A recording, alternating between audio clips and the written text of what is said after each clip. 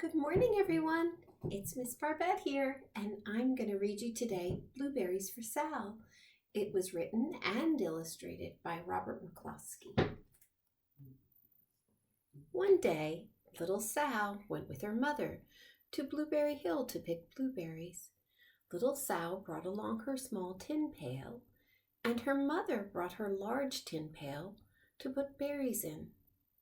"We will take our berries home and can them," said her mother. "Then we will have food for the winter."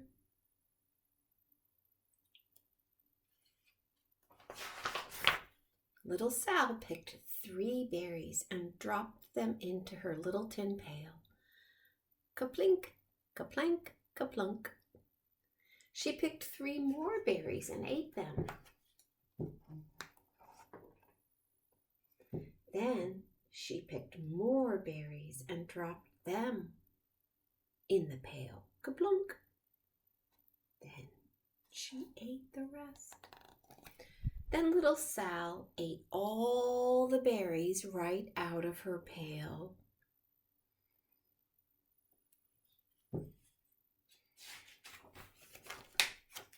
Her mother walked slowly through the bushes, picking berries as she went and putting them in her pail. Little Sal struggled along behind, picking blueberries and eating every single one.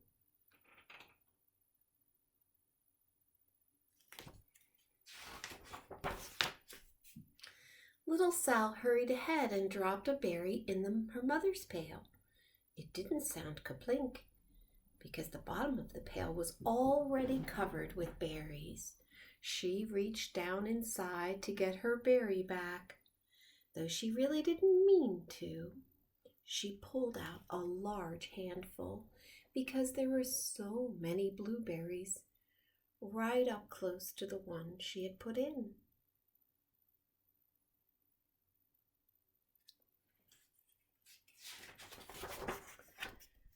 Her mother stopped picking and said, "Now, Sal, you run along and pick your own berries. Mother wants to take her berries home and can them for next winter."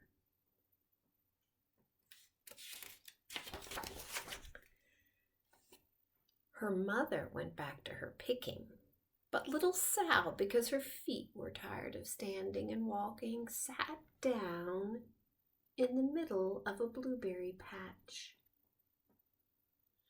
And she ate blueberries.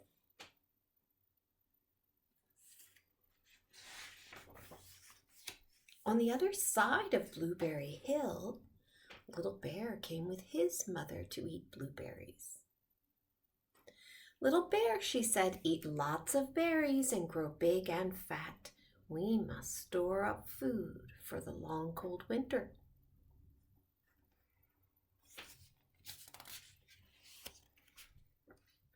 Little Bear followed behind his mother as she walked slowly through the bushes eating berries. Little Bear stopped now and then to eat berries. There he is, and his mother's up ahead. Then he had to hustle along to catch up.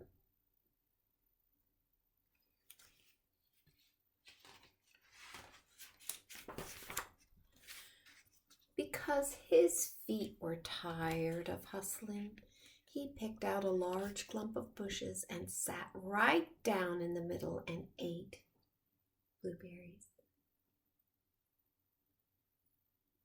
He's doing just what little Sal is doing. Over on the other side of the hill, little Sal ate all of the berries she could reach from where she was sitting, and she started out to find her mother.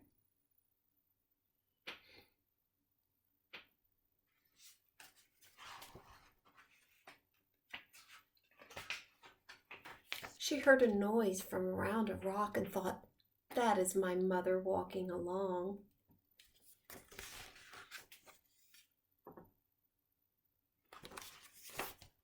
But it was a mother crow and her children, and they stopped eating berries and flew away, saying, "Caw, caw."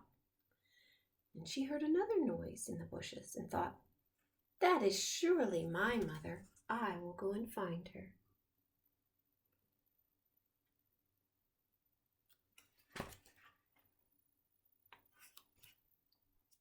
But it was Little Bear's mother instead.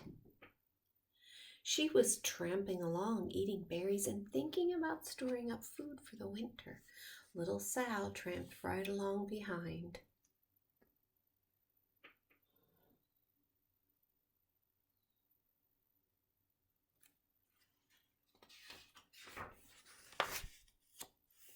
By this time, Little Bear had eaten all the berries he could reach without moving from his clump of bushes. He hustled off to catch up with his mother. He hunted and hunted for his mother, but was nowhere to be seen. He heard a noise from over a stump and thought, "That is my mother walking along." He's going to find her.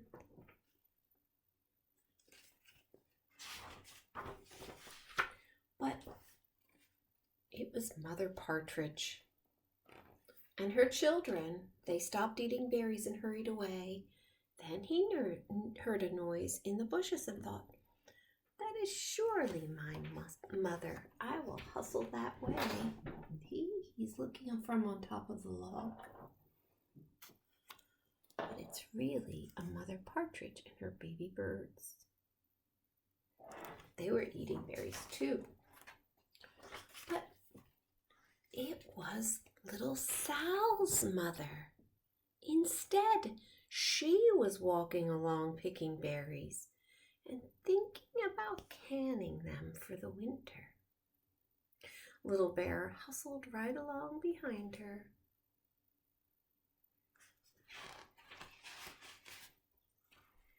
Little Bear and Little Sal's mother and Little Sal and Little Bear's mother were all mixed up with each other among the blueberries on Blueberry Hill. So over here you can see there's Little Bear, and he's following Little Sal's mother.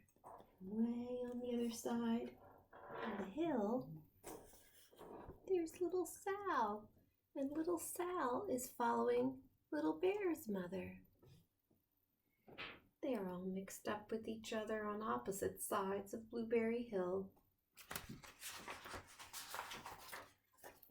Little Bear's mother heard Little Sal walking along behind and thought that it was Little Bear. And she said, "Little Bear, munch, munch, munch, eat all you gulp can possibly hold, swallow." Little Sal said nothing. She picked 3 berries and dropped them, ka-plink, ka-plank, ka-plunk, in her little pail. She's following Little Bear's mommy. She doesn't know. That's not her mommy up ahead. Little Bear's mother turned around to see what on earth made a noise like ka-plunk. "Garumph," she cried, choking on a mouthful of berries. "That is not my child. Where is Little Bear?" She took one good look and backed away. She was old enough to be shy of people, even a very small person like Little Sal. Then she turned around and walked very fast away to hunt for Little Bear. Little Sal's mother heard Little Bear tramping along behind and thought it was Little Sal. She kept right on picking and thinking about canning blueberries for next winter. That's not Little Sal. Little Bear padded up and peeked into her pail. Of course, he only wanted to taste a few of what was inside, but there were so many and they were so close up together that he tasted a tremendous mouthful by mistake. Now Little Sal Little Sal's mother said without turning around. "You run along and pick your own berries. Mother wants to can these for next winter." Little Bear tasted another tremendous mouthful and almost spilled the entire pail of blueberries. Little Sal's mother turned around and gasped, "My goodness, you are not Little Sal. Oh, where is my child?" Little Bear just sat munching and swallowing and licking his lips. Little Sal's mother slowly backed away. She was old enough to be shy of even very small bears like Little Bear. She turned and walked away quickly to look for Little Sal. That's a fright. She hadn't gone very far before she heard ka-plink, ka-plank, ka-plunk.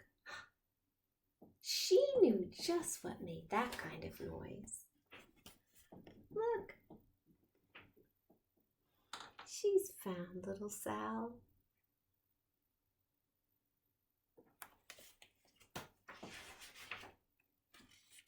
Little Bear's mother had not hunted for very long before she heard a hustling sound that stopped now and then to munch and swallow.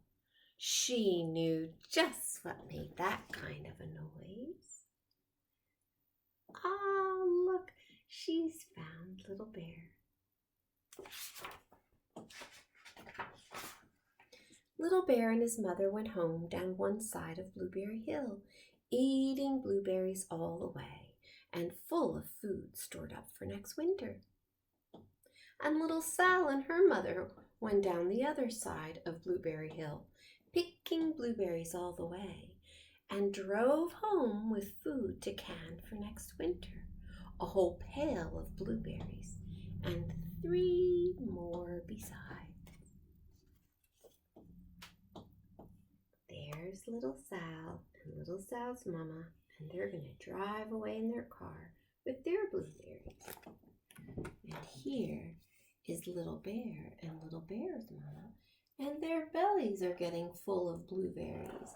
So everybody is going to be set for next winter.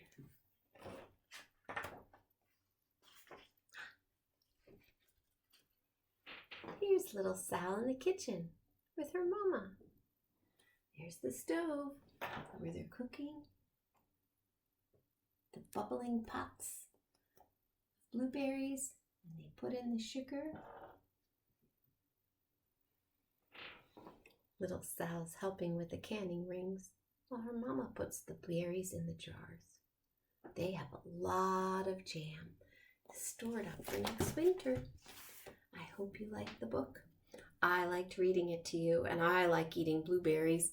I've been having them for my breakfast. I hope you enjoy them too, and sometime you can find this book at the library and read it yourself. Okay, I really hope you have a nice day, and I'll read to you again another time. Bye for now.